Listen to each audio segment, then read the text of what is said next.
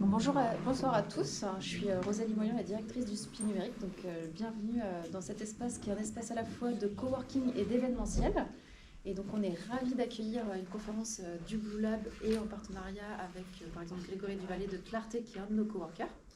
Et ben, je vous cède la parole. Merci Rosalie. Bonne soirée. Merci. Bonjour à toutes, bonjour à tous. Ravie de pouvoir vous présenter aujourd'hui la première conférence publique du Lab qui tourne autour de la prévention des troubles musculo-squelettiques, finalement plus communément appelés TMS, et des troubles psychosociaux, on appelle plutôt TPS. On va faire de la prévention uniquement en parlant et en faisant du mouvement. Et pour ça, il y aura différents interlocuteurs également. Donc ce soir, je n'essayerai pas de vous convaincre, j'essaierai simplement de vous informer, vous donner de l'information et de planter une petite graine en termes de mouvement. Alors on va cheminer en 3 axes. On va tout d'abord essayer de comprendre finalement le contexte et le milieu de l'entreprise, les enjeux qui sont propres au milieu professionnel. Deuxièmement, on va chercher à identifier des solutions qui vont être innovantes uniquement par le biais du mouvement. Et puis troisièmement, on va quand même essayer de changer un peu. Et c'est certainement là le plus compliqué et le plus difficile à mettre en place, de pouvoir changer au quotidien. Et surtout comment finalement, en tant que chef d'entreprise, en tant que comment vous pouvez agir. J'ai oublié de me présenter, je suis Léa Belloc, je suis enseignante et coordinatrice au Lab Sport. Globalement, pour vous définir mon métier en une phrase brève, j'accompagne les gens, je prends en charge les personnes qui souffrent de pathologies chroniques, d'affections de longue durée, qui sont en situation de handicap, des personnes qui sont vieillissantes également. Et l'intérêt, il est vraiment de pouvoir les remettre en mouvement par l'activité physique et uniquement à but de santé. Alors pour reprendre un peu sur la compréhension du contexte et des enjeux dans le milieu de l'entreprise, il faut savoir qu'il y a un réel paradoxe qui existe, puisqu'aujourd'hui le monde professionnel est un monde qui évolue constamment. L'entreprise évolue et notamment elle va évoluer sur 3 axes, notamment sur l'axe salarial. On va avoir un rapport vie personnelle et vie professionnelle qui sont différents. Les salariés n'ont pas forcément les mêmes attentes. Les salariés d'aujourd'hui ne sont pas ceux d'hier, ils ne seront pas ceux de demain. Ils veulent davantage également de flexibilité et d'autonomie au travail. Tout ça, c'est à prendre en compte également dans l'évolution d'une entreprise. Il y a une évolution également des métiers. Aujourd'hui, on a vu l'apparition de l'intelligence artificielle, on a eu la robotisation, le machinisme qui ont fait énormément évoluer les métiers. On a vu également l'apparition du télétravail. Et ce qui fait que des métiers qui existent aujourd'hui seront amenés à disparaître demain pour laisser place à d'autres métiers. Et là encore, les entreprises doivent en tenir compte. Et il y a un axe, finalement, le dernier axe, il relie un petit peu ces 2 autres, puisqu'on va parler d'organisation face aux besoins. Et j'ai envie de vous dire même de réorganisation perpétuelle d'une entreprise. Puisque face à une augmentation de l'absentéisme au travail, l'entreprise va devoir réorganiser ses équipes, réorganiser ses postes de travail. Et donc tout ça, c'est à prendre en compte. Il va devoir réorganiser aussi les services qui vont pouvoir être proposés au sein de l'entreprise. Donc voilà pourquoi le monde professionnel d'aujourd'hui évolue constamment. Et paradoxalement à ça, on a l'augmentation massive de l'inactivité physique, ce qu'on appelle aussi la sédentarité. La sédentarité, c'est quoi ?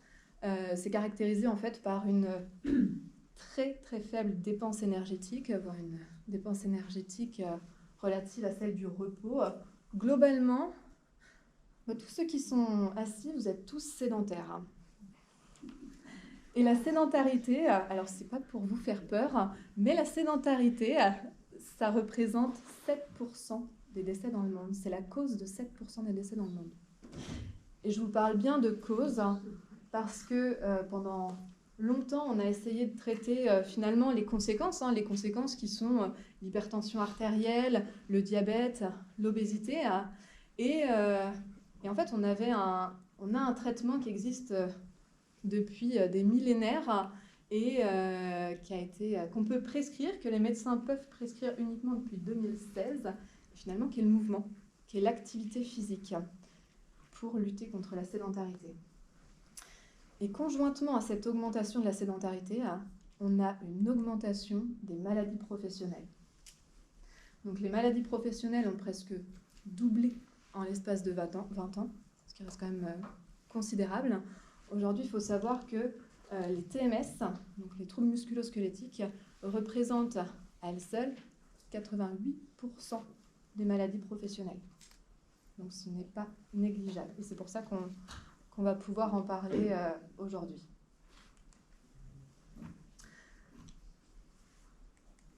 Alors, tout à l'heure, on parlait un petit peu des causes, que la sédentarité en était une cause. Et il faut se poser la question, quelles sont les causes des TMS? On a finalement des facteurs plutôt environnementaux et organisationnels concernant les TMS, notamment vis-à-vis de l'organisation du poste de travail, l'environnement de ce poste de travail. On a de la monotâche aussi, qui favorise leur apparition, de la manutention, des vibrations, globalement de la répétition du geste. Et on a les postures assises, comme actuellement, ou les postures dites contraignantes, et ce de façon prolongée. Et j'insiste bien sur le mot prolongé parce qu'on y reviendra tout à l'heure, il est indispensable à prendre en compte. Et deuxièmement, on a des facteurs beaucoup plus individuels.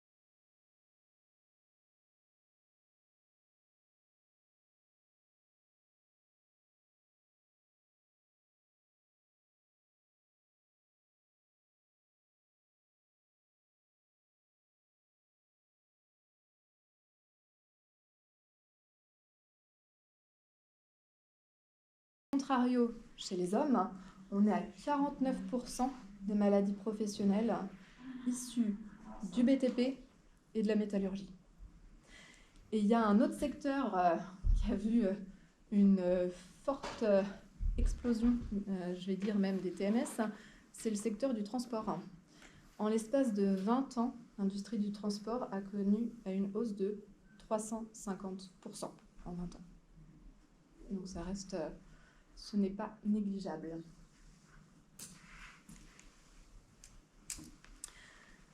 Donc maintenant qu'on a pu identifier le contexte, l'objectif c'est d'identifier ensemble les enjeux finalement pour les entreprises, mais également pour les salariés, puisque j'imagine que dans votre entourage, ou même vous-même, vous avez tous connu, en tout cas quelqu'un qui a pu vivre une période difficile avec... typiquement une tendinopathie, un canal carpien ou une lombalgie chronique. Et bien évidemment, dans le temps, ça a une incidence. Typiquement pour le salarié, on a surtout des douleurs et de la pénibilité au travail qui s'installe progressivement dans le temps avec globalement une restriction d'aptitude au fur et à mesure. Et qui peut amener à un handicap fonctionnel si cette dernière s'aggrave. Pour l'entreprise aussi, il y a des répercussions finalement, puisqu'on a une augmentation de l'absentéisme au travail. On a, alors avec les conjonctures actuelles, je pense que beaucoup d'entreprises peuvent en parler, des grosses difficultés à recruter du personnel. Et il y avait certains secteurs en tout cas qui étaient prédisposés, mais là il y a vraiment une grosse difficulté de recrutement dans plusieurs secteurs. Et on a des coûts directs et indirects qui ne sont pas négligeables aujourd'hui pour les entreprises. Alors les enjeux, ils sont là. Les enjeux, ça va être de diminuer cet absentéisme au travail. Ça va être également d'être attractif pour les générations à venir. Et quand je vais vous parler de RSE, de valeurs et de climat social, aujourd'hui, c'est quelque chose qui touche et qui a de l'importance pour les salariés. L'importance également, ça va être la réorganisation des équipes et des postes de travail. Ça va être de prévenir les départs en retraite. Aujourd'hui, avec le recul de la retraite, les travailleurs ont une moyenne d'âge quand même relativement plus élevée. Donc ces départs en retraite seront à prévenir. Et puis, ce sera évidemment de diminuer des coûts. Donc ces coûts indirects dont on parlait tout à l'heure, qui sont des coûts d'équipement et des coûts de formation. À partir du moment où on a de l'absentéisme ou du turnover dans une entreprise, et ben on a des coûts indirects qui sont associés. Typiquement, c'est du temps pour reformer la personne sur un nouveau poste. Et pour certaines entreprises, du coup, il y a un coût d'équipement associé.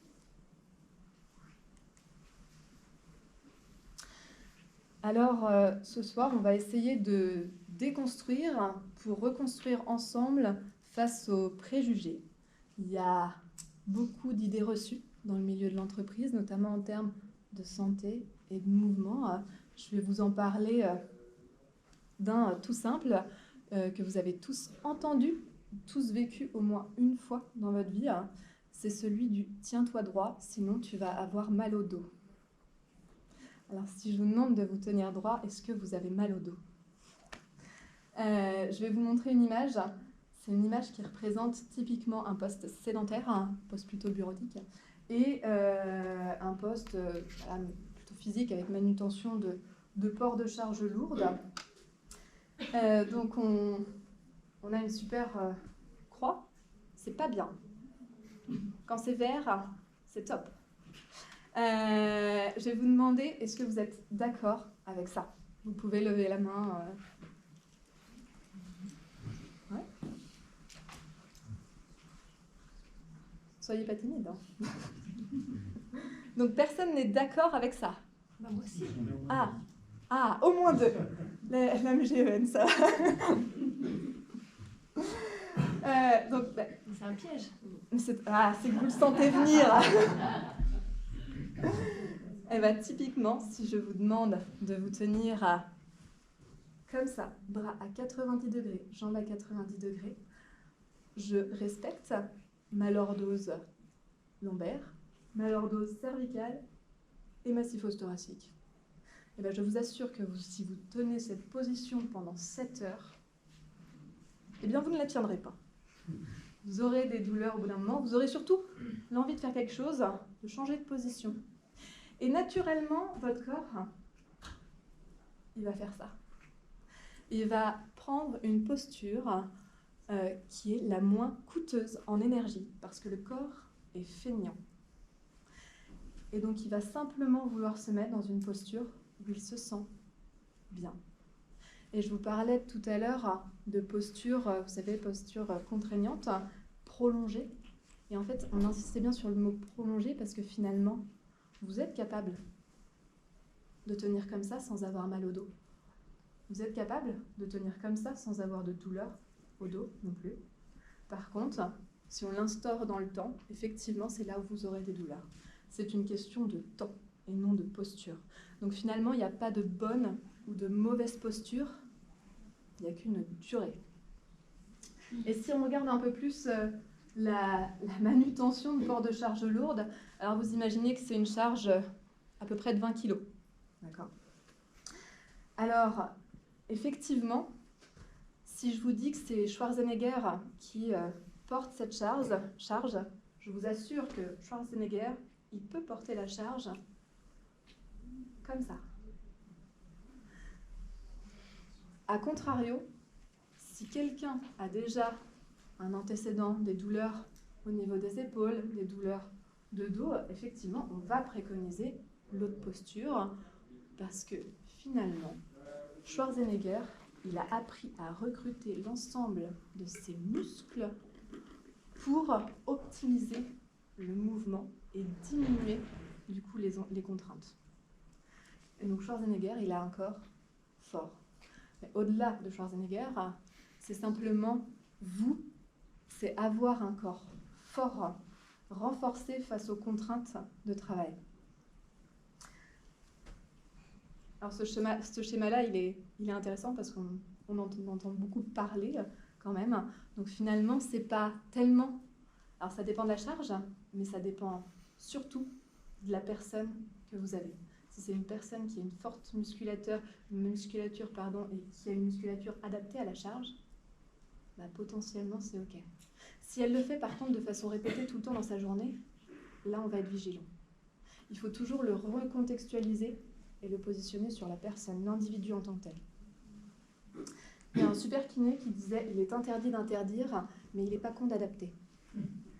Et dans cette phrase, j'aime beaucoup parce que ça parle beaucoup de communication. C'est-à-dire que le discours que vous pouvez avoir en tant que directeur, en tant que QHSE, en tant que médecin du travail, en tant que médecin tout court, il a un réel impact sur finalement la rééducation et la réadaptation dans la vie quotidienne. Parce que je vous parle de la vie quotidienne puisque c'est quand même principale base. Pour vous faire un petit retour d'expérience, un jour j'ai une adhérente qui est venue me voir, donc qui a été prise en charge au Lab Sport, et je lui donne une charge. La charge, elle était de 500 grammes ou 1 kg. Elle m'a dit non, Léa, mon médecin m'a interdit de porter des charges. Ah, bon, alors j'ai essayé de déconstruire avec elle ce qui avait été construit, le faire de façon très progressive, parce que globalement, c'est quand même vachement impactant, parce que ça veut dire que la personne ne pouvait pas prendre un pichet d'eau, parce qu'un pichet d'1 litre, c'est ça, et se servir de l'eau. Ça veut dire qu'elle ne pouvait pas atteindre un bocal de pâtes. Il y a beaucoup finalement d'injonctions aussi. Et la communication en tant que professionnel, elle est importante. Alors, on va revenir un petit peu au cœur du sujet, puisque là, on va pouvoir vous présenter finalement, on vous a présenté les grands enjeux et surtout comment répondre au mieux à ces enjeux. Donc, on va vous proposer différentes solutions. On va essayer à ce qu'elles soient innovantes et uniquement par le biais du mouvement. Et pour ça, je vais laisser la parole à Grégory Duvalet de la société Clarté, qui va vous proposer une solution innovante.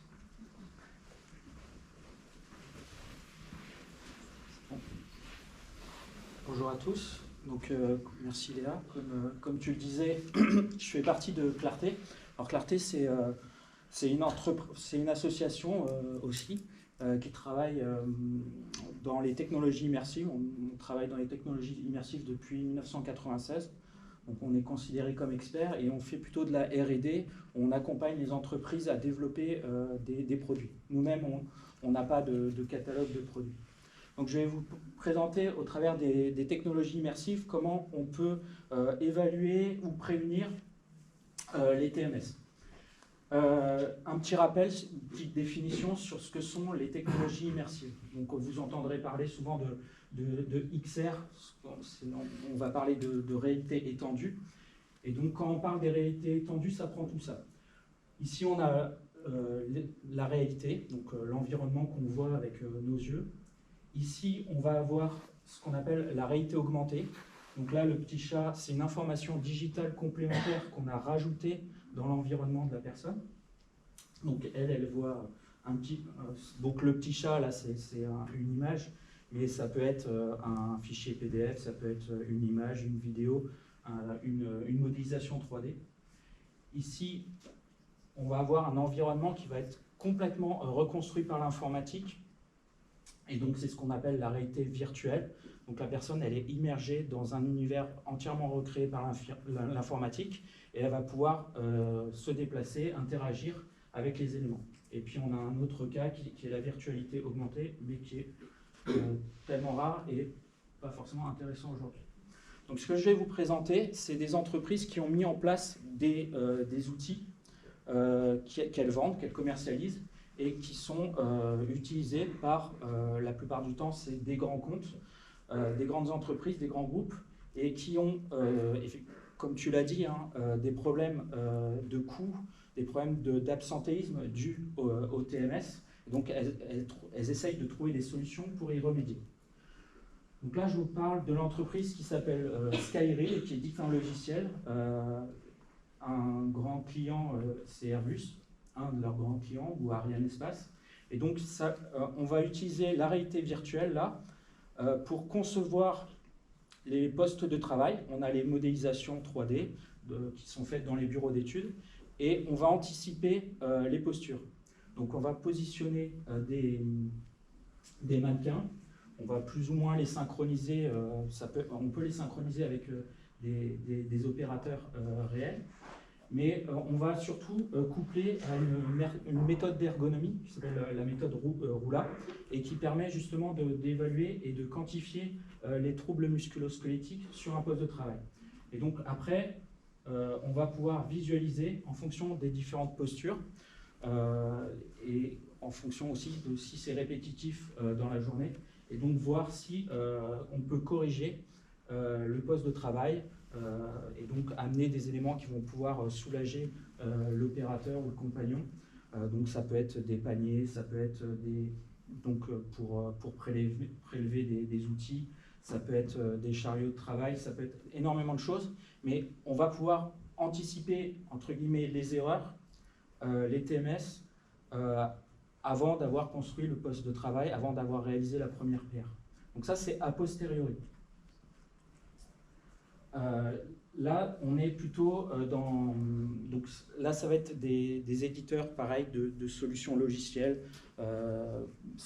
type Serious Game. Et là, l'idée, c'est, à travers un casque de réalité virtuelle, de montrer dans un environnement de travail réel, que ce soit un chantier ou un bureau de travail, toutes les possibilités de retrouver soit des positions à risque, des mauvaises postures, et grâce à la visualisation, donc de voir la situation en temps réel, eh ben, on va pouvoir comprendre que cette situation peut générer des TMS.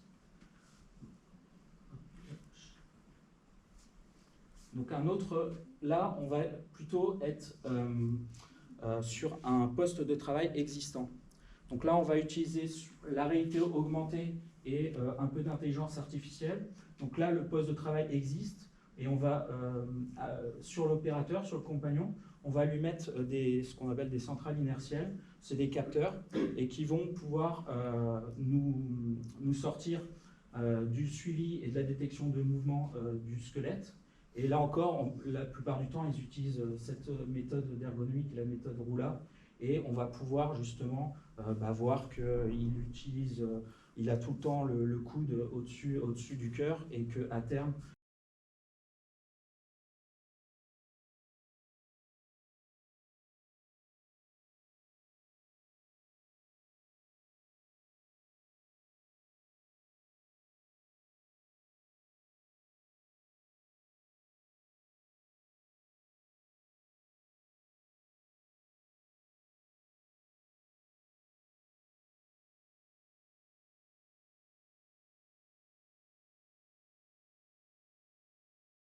pouvoir anticiper et voir faire évoluer le poste de travail s'il a déjà été construit ou de pouvoir justement anticiper à terme.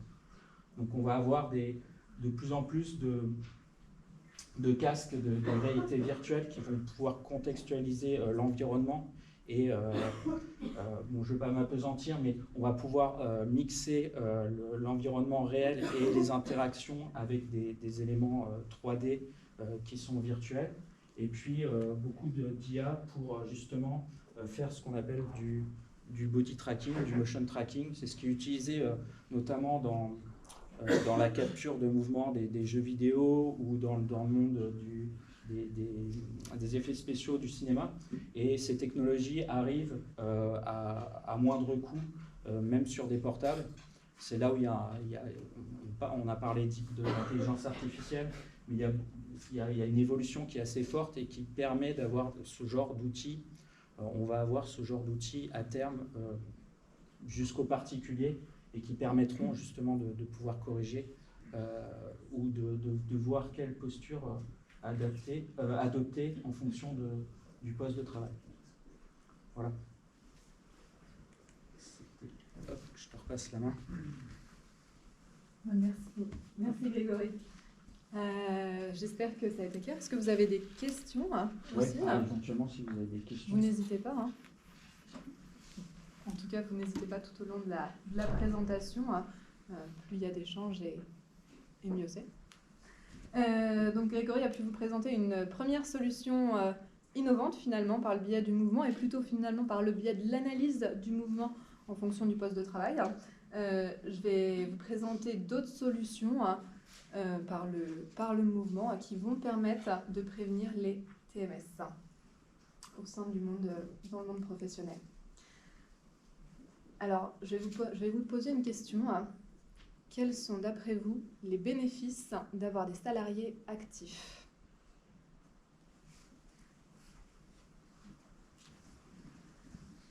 Ils sont heureux.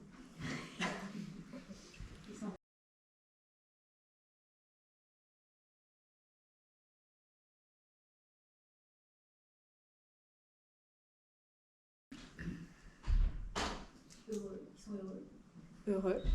Okay, donc, du bien-être finalement, de la qualité de vie aussi au travail. Est-ce que vous voyez autre chose ? Eh bien, il y a 5 grands bénéfices en tout cas d'avoir des salariés actifs et d'être actifs en tant que salarié. Effectivement, bon, tout d'abord, c'est de prévenir quand même les TMS et les TPS. Et on le disait tout à l'heure, ça a des incidences directes et indirectes, puisqu'on va avoir une diminution des dépenses de santé. Ça va diminuer de 25% le turnover, de 30% l'absentéisme au travail, et ça va augmenter la productivité de 3 à 9%.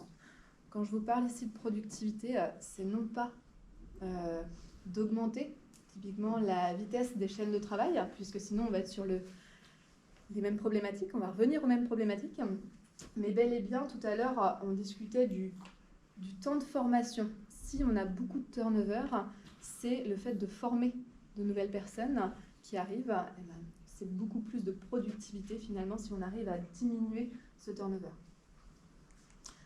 Vous l'avez dit, c'est la qualité de vie aussi au travail. C'est globalement une image relativement quand même positive de l'entreprise. C'est important à prendre en compte. C'est de la cohésion et de l'inclusion au sein d'une équipe professionnelle. Et puis, c'est du maintien dans l'emploi. Avec la diversité des âges et ce qui va avec la diversité des compétences. Alors, je vais vous demander combien d'entre vous ont déjà mis en place des outils qui favorisent le mouvement au quotidien. Des solutions au travail. Les poubelles sont dans le couloir. Bien. Donc, ok. Donc vous avez Hello.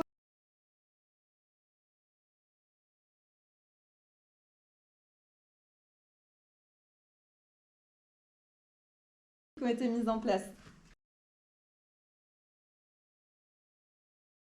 En lieu de travail, finalement, avec une mobilité active et douce en même temps pour l'environnement. Ok, super. Vous allez voir, vous allez peut-être en voir d'autres après. Du coup, je vais vous proposer des solutions, en tout cas plutôt pour les postes sédentaires. Il y a une règle qui existe, c'est la règle des 30 minutes. Toutes les 30 minutes, on est censé se lever de sa chaise. Et cette règle-là, elle peut être mise en place effectivement en déplaçant ses poubelles, typiquement, mais ça impacte directement l'organisation de l'espace de travail. C'est-à-dire qu'on va chercher à favoriser un espace de travail qui favorise et qui augmente finalement le mouvement. Typiquement, vous avez votre bureau, vous avez l'entreprise, non, vous avez l'imprimante sur votre bureau. L'imprimante, elle peut être commune et elle peut être au premier étage ou même un tout petit peu plus loin. Ça peut vous permettre simplement de vous lever et de vous rasseoir par la suite. C'est des petites solutions simples, mais qui vous permettent de gagner en tout cas ces 30 minutes. Toutes les 30 minutes, je me lève de ma chaise.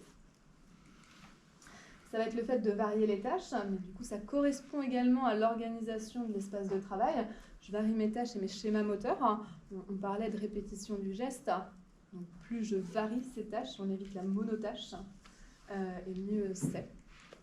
Il y a une dernière solution, c'est d'intégrer sur le poste de travail des mouvements clés. Typiquement, vous pouvez rester assis et faire des étirements. Vous pouvez vous étirer en restant assis. Et il y a plein d'autres mouvements que vous pouvez intégrer sur le poste de travail. Ça nécessite de comprendre un petit peu les demandes aussi du poste de travail, d'analyser et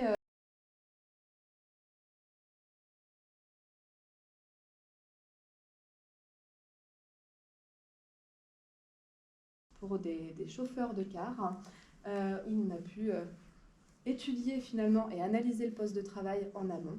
Et puis de toute façon, ils sont là pour vous en parler beaucoup mieux que moi.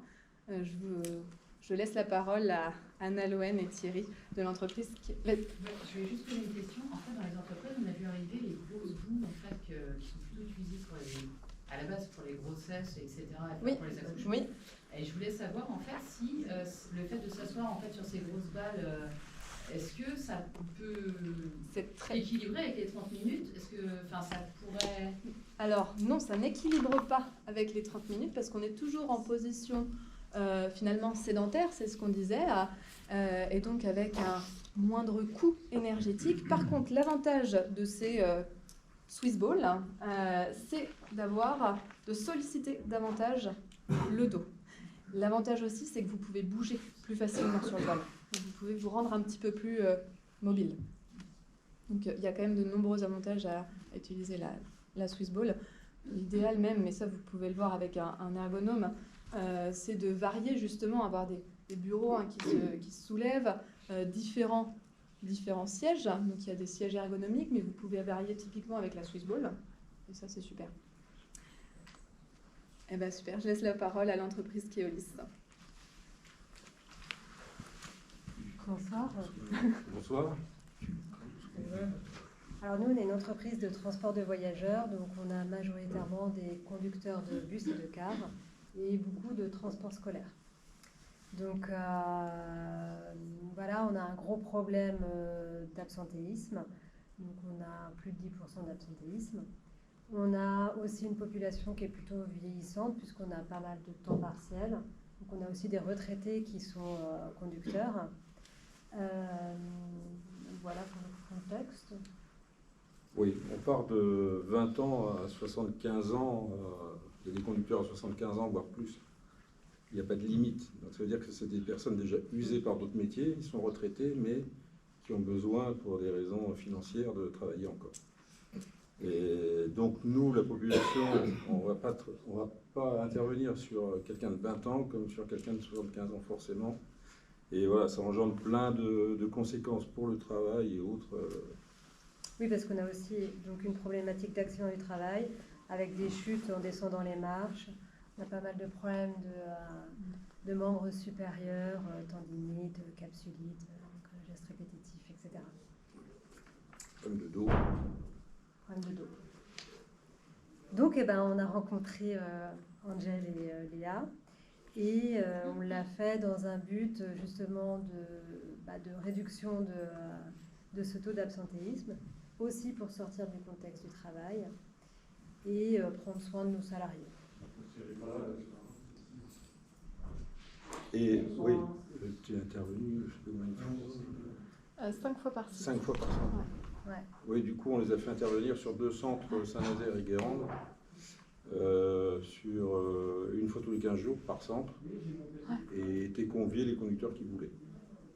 Donc, dans un premier temps, il y a eu une prise de pouls pour connaître un peu les gens, pour parler des mouvements, pour voir les contraintes, le contexte, les habitudes des salariés et imaginer ce qui pouvait se mettre en place par rapport à notre population typique.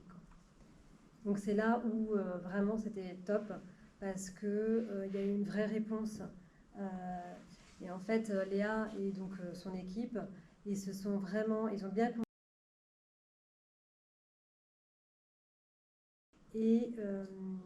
Et en fait, d'optimiser un peu tous les temps qui sont liés à nos métiers pour pas que les salariés aient le sentiment, enfin l'impression de faire plus en dehors. Et donc, nous, on a par exemple des temps de prise de service le matin. Donc voilà, de comment bouger pour pouvoir, au moment de la prise de service, comment on fait le tour du car, qu'est-ce qu'on peut mettre en place, des temps un peu off comme les feux, les embouteillages, qu'est-ce qu'ils peuvent faire pendant ces temps-là, et des temps qui peuvent être plus longs. Là, typiquement, j'ai eu un retour de ce matin là, de M. Boucher qui, lui, est en attente à une piscine, par exemple, pendant 1 heure. Il dit, je mets telle chose que Léa a délivrée et je me sens mieux, je suis mieux dans mon corps, en fait. Donc, c'était super positif. Oui, l'avantage, c'est qu'ils ont pu s'adapter à vraiment nos besoins. C'est-à-dire qu'un exercice qui sera valable chez nous ne sera pas valable forcément dans d'autres métiers. Et par contre, à la base, tout vient de la volonté du personnel. S'il n'y a pas de personnel volontaire, il n'y a pas d'activité, il n'y a pas de résultat.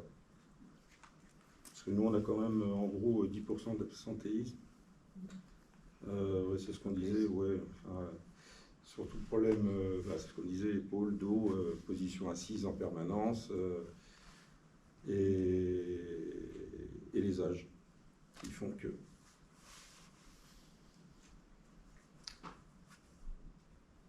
Donc globalement, en fait, au préalable, on a cherché quand même à comprendre du coup le contexte de l'entreprise, comme je pouvais vous dire, et surtout à comprendre le point de vue du salarié. Il y a eu un gros temps qui a été dédié avec les salariés, puisque ça nous paraissait important de diagnostiquer avec eux les douleurs, les zones sensibles finalement, pour pouvoir ensuite leur proposer des exercices qui vont être adaptés. Au-delà de ça, on allait avec eux dans les cars. Tous les exercices se faisaient dans les cars. Vraiment dans le milieu, ouais. Super. Et si j'ai bien compris, vous alliez potentiellement l'intégrer... Alors maintenant, on l'intègre justement à la...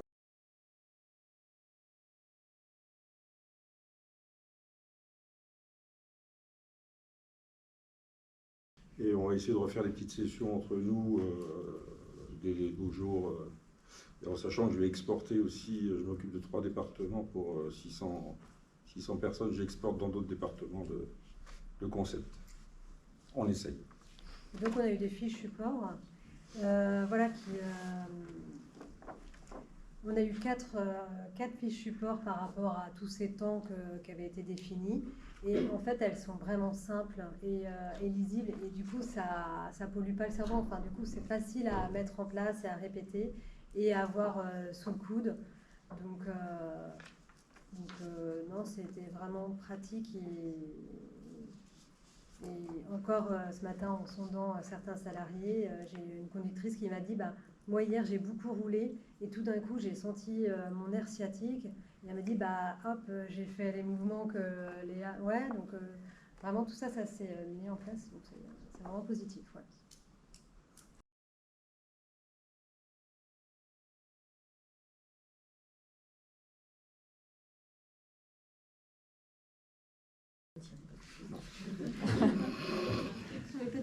d'entendre les collègues avoir Ouais, des c'est retours ça. positifs, ça va peut-être cheminer. Oui. On va essayer de renouveler l'opération au printemps, au beau jour, quand ils vont être un peu plus réceptifs. Et à ce jour, là, sur votre effectif, vous en avez combien qui, entre guillemets, ont Alors, basculé vers ce mode? C'est là où c'est un peu notre frein, enfin notre problématique à nous. C'est que comme on est dans le transport de voyageurs, on a des prises de service qui ne sont pas du tout aux mêmes horaires. Donc les gens arrivent le matin et repartent le matin à des horaires qui sont complètement différents. Donc on n'a pas pu mettre en place quelque chose de collectif. Donc là, et c'est là où on a eu un peu de mal à mobiliser, et ça a été notre frein. Après, l'idée c'est que chacun le fasse soi-même et pas de manière collective par rapport à nous, en fait, par rapport à notre métier.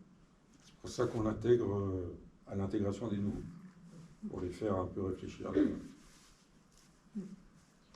C'était des ateliers qui étaient proposés aussi hors temps de travail. Et, mais par contre, les salariés qui étaient engagés dans ces ateliers, ils ont été globalement très moteurs, même comme moi quand je les avais, ils étaient très réceptifs vis-à-vis de ça. Est-ce que ceux qui étaient moteurs étaient ceux qui avaient particulièrement... Certaines, je parle pour les filles, oui. personnel féminin.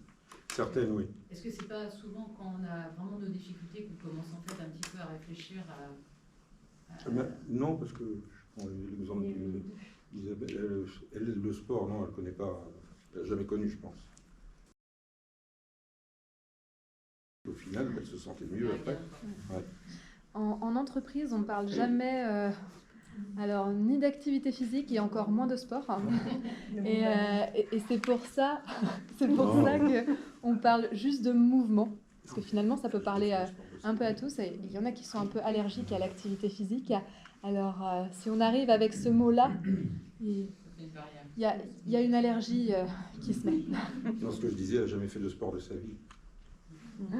C'était pas pareil.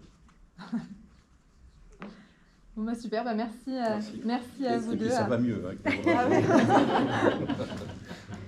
je rigole. Super, merci.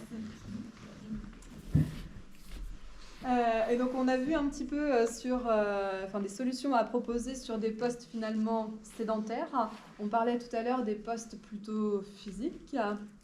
Et pour ça, il y a, l'une des solutions, c'est notamment la mise en mouvement, la mise en place de routines journalières. Vous avez dû certainement entendre la notion d'échauffement. Et cette notion-là, elle est importante. Tout à l'heure, on parlait de rendre un corps fort, notamment quand on est sur un poste de travail plutôt physique avec de fortes contraintes. Et donc là, je vais vous parler d'échauffement. Mais dans cette notion d'échauffement, il faut bien inclure tout ce qui est mobilité articulaire et surtout cette phase de renforcement musculaire. Si on parle juste échauffement pour s'échauffer, il y a peut-être, on diminue en tout cas les bénéfices qu'il pourrait y avoir. Si à contrario, sur des échauffements, j'inclus des exercices de renforcement, et je peux vous assurer qu'on peut se renforcer même sans charge, ça aide, eh bien on peut diminuer les risques de troubles musculo-squelettiques. Il y a une étude qui a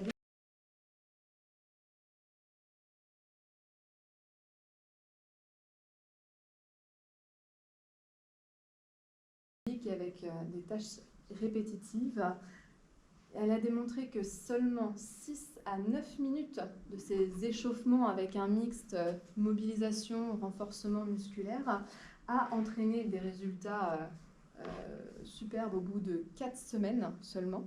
C'est-à-dire qu'on a des résultats vite à partir du moment où on le fait régulièrement.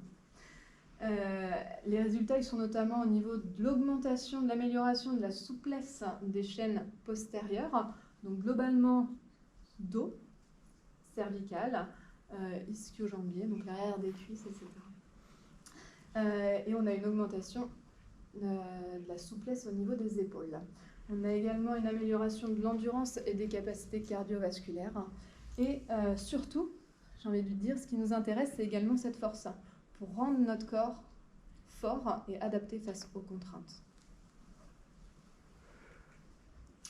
Alors, dans les métiers plutôt physiques, c'est vrai que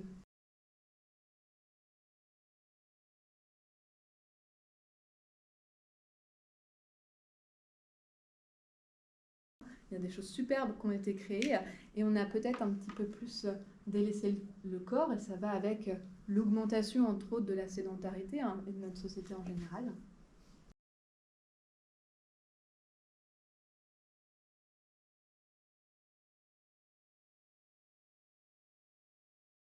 Pour mieux reconstruire, je vais vous parler des ceintures lombaires.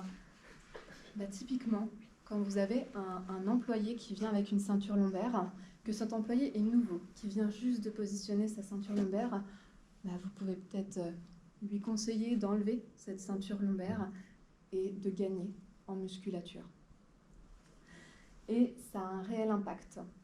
Une personne qui va garder pendant plusieurs années une ceinture, la problématique des ceintures, c'est que le corps est feignant. Donc voilà, on en revient toujours un petit peu au même. Le corps est feignant et à partir de ce moment-là, si on met notre ceinture lombaire pendant tous les jours, pendant des années, on baisse notre musculature du dos et entre autres des lombaires pour le coup. Donc c'est important de pouvoir... Je ne dis pas qu'elle est à proscrire tout de suite. Je vous dis simplement qu'il faut être vigilant, il faut reprendre en compte le contexte. Effectivement, si c'est quelqu'un, un travailleur qui a toujours travaillé avec une ceinture lombaire, vous ne pourrez pas lui enlever du jour au lendemain.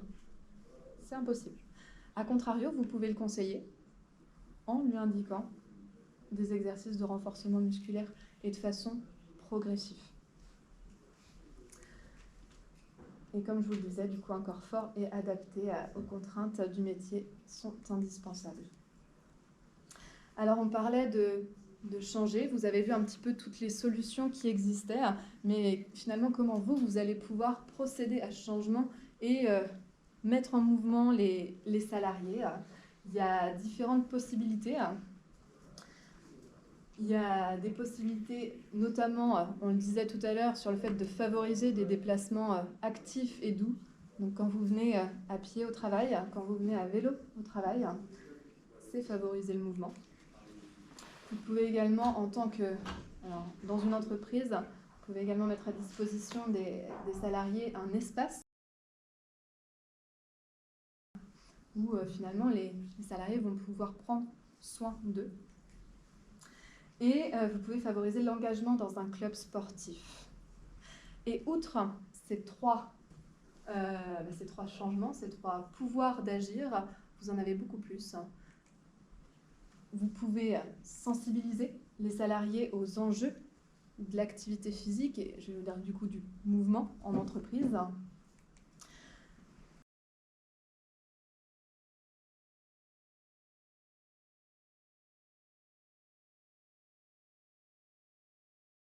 Former les salariés pour les rendre actifs et acteurs finalement de ce mouvement. Et on le disait tout à l'heure, le besoin d'autonomie aussi en tant que salarié, il est important et ça peut être une façon aussi de le favoriser. Donc typiquement, on peut refaire un petit peu un point sur ce qui a été proposé à Keolis. Initialement, le LabSport peut accompagner sur, premièrement, un audit finalement de l'entreprise, toujours, puisque ça permet vraiment de contextualiser, d'analyser les besoins réels et les difficultés rencontrées. Et en fonction de cet audit est proposé différentes possibilités, finalement. Ça peut être des conférences actives en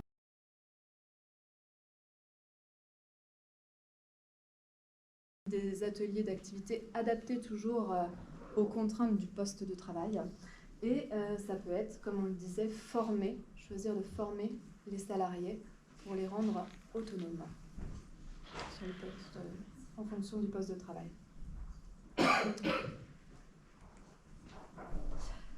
Pour conclure brièvement, il faut retenir qu'il y a une augmentation exponentielle des maladies professionnelles et conjointement, on a une augmentation de l'inactivité et donc de la sédentarité, que les maladies professionnelles sont surreprésentées par les TMS et qu'il y a des réels intérêts d'être un salarié actif et d'avoir des salariés actifs pour les différents indicateurs, image positive de l'entreprise, cohésion et inclusion d'équipe, prévention des TMS et des RPS, qualité de vie au travail et maintien dans l'emploi.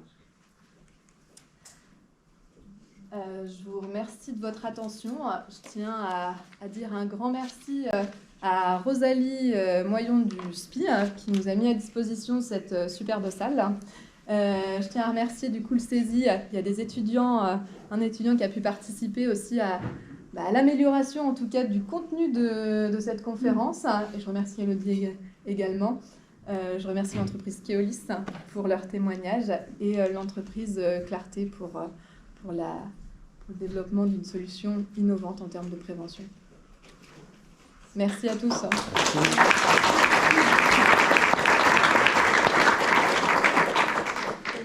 Ouais. Si vous avez des questions, oui, n'hésitez pas.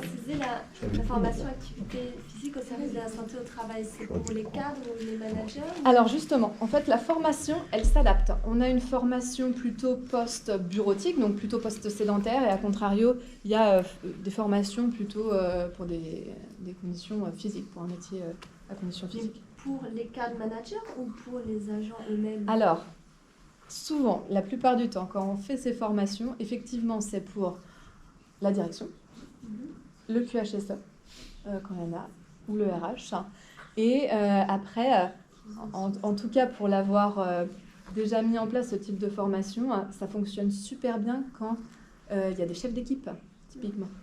Et donc, c'est plutôt on passe par le biais des chefs d'équipe pour créer cette émulsion. Ils vont s'approprier ça pour Exactement. Après, alors ça fonctionne quand c'est des grosses entreprises, et notamment dans des secteurs plutôt à conditions physiques. Par contre, quand c'est des postes sédentaires, on va intervenir prochainement sur une autre entreprise. Là, c'est tous les salariés qui sont concernés. Voilà, on va former. Vous avez d'autres questions peut-être? J'ai une question, c'est sur les TPS, parce que finalement on en a très peu parlé. Et justement, est-ce que vous pouvez nous en dire deux mots avec ce lien Alors en fait, c'est vrai qu'on n'en a pas beaucoup parlé et je voulais vraiment mettre l'accent sur les TMS, mais il y a un réel impact, donc les TPS avec la notion de burn-out, d'anxiété également au travail, qu'on entend beaucoup parler. Il y a un lien avec les TMS. Typiquement, si je vous prends un exemple, une personne qui a fait un burn-out ou qui est anxieuse dans le milieu de l'entreprise aura davantage de risques de déclencher typiquement une lombalgie. Quand on vous dit « j'en ai plein le dos », ça prend sens quand on dit ça. Inversement, c'est là où vous allez pouvoir faire le lien, inversement, quand on accompagne quelqu'un qui a une lombalgie ou qui a une tendinopathie de l'épaule, il y a un certain agacement au bout d'un moment parce que en plus de ça, la tendinopathie, c'est souvent très long. Il y a du coup de l'anxiété, de la dépression parce que peut-être que la personne n'est toujours pas retournée sur son poste de travail aussi, et c'est là où ça vient déclencher des TPS. C'est pour ça. Et c'est vrai que souvent on le voit de plus en plus, le corps et l'esprit sont vraiment liés, et je trouvais ça important, en tout cas, peut-être pas d'approfondir sur ce sujet-là, mais d'avoir cette notion, effectivement, que ce soit lié. Vous n'allez pas jusqu'à gestion du stress, respiration, toutes ces choses-là? Alors, dans les ateliers, si, on propose des ateliers qui vont être, typiquement, ça peut être de la relaxation, ça peut être à base de respiration lors des exercices, effectivement, pour diminuer ce stress. Mais là encore, ça dépend du besoin de l'entreprise et surtout du poste de travail en tant que tel.